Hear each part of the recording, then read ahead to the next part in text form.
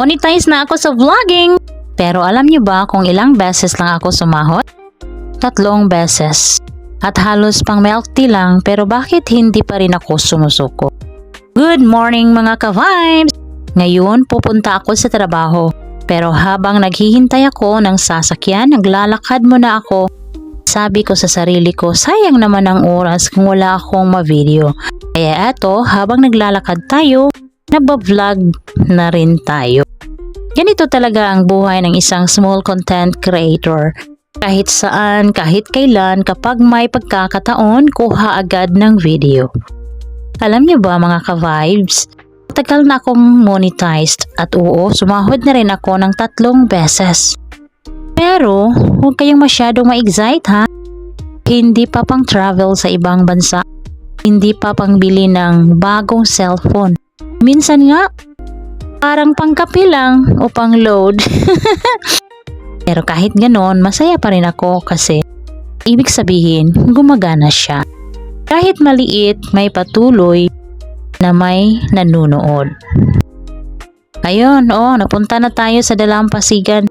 Minsan talaga, sa kakalakad ko papasok sa trabaho, napapadpad ako dito. At kapag nandito ako, parang ang daming pumapasok na idea sa isip ko. Habang tinitingnan ko yung dagat, napaisip ako.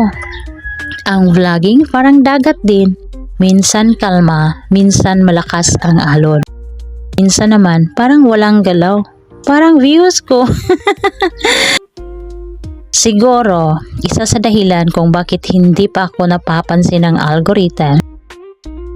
Paiba-iba kasi ako ng content. Ngayon gardening, bukas motivation, sa susunod travel, minsan hugot, minsan life story. Parang halo-halo ang channel ko. Isa pa, hindi rin ako consistent. Hindi dahil tamad, kundi dahil nanay din ako. May trabaho rin ako sa company. Alangan naman unahin ko ang vlog kung wala pa namang malaking kita. Real talk lang tayo mga ka-vibes. Kung may bayarin sa bahay, pagkain ng pamilya at pang-aral ng anak, syempre doon tayo sa siguradong income. Ang vlogging sa ngayon, pangarap pa lang na unti-unting tinutupad. Sa tagal kong nagba-vlog, may mga natutunan ako. Una, hindi kailangang mahal ang camera. Minsan, cellphone lang sapat na. Pangalawa, hindi kailangang perfect ang video. Ang mahalaga, totoo ka. Pangatlo, huwag mong ikumpara ang channel mo sa iba. Kasi may mga creator na biglang viral. Pero may iba naman slow but steady. At minsan yung slow mas tumatagal.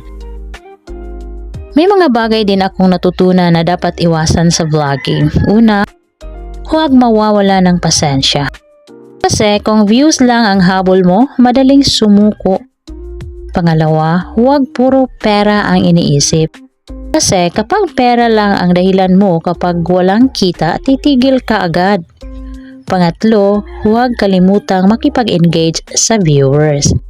Dahil ang mga nanunood, sila talaga ang tunay na dahilan kung bakit buhay ang channel. Ayun mga ka-vibes, paakyat na ulit tayo sa may kalsada. Maya-maya baka dumaan na rin ang sasakyang papunta sa trabaho. Pero bago ako umalis dito sa Dalampasigan, gusto ko lang sabihin ito. Hindi pa man malaki ang kinikita ko sa vlogging, hindi ako nawawala ng pag-asa. Kasi naniniwala ako ang bawat maliit na hakbang kapag hindi mo tinigilan, dadalhin ka rin sa mas malayo. Sa lahat ng mga small vloggers dyan na minsan nadi-discourage, yung 10 views, yung 20 views, yung isang nag-comment, malaking bagay na yon. Kasi doon nagsisimula ang growth. Kung ikaw ay isang content creator na hindi pa rin sumusuko, comment mo naman sa baba. Tuloy lang para alam natin na hindi tayo nag-iisa sa laban na ito.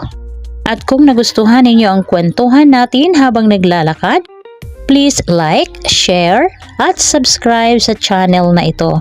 Dahil dito sa channel na ito, walang perpektong buhay, pero maraming tunay na kwento.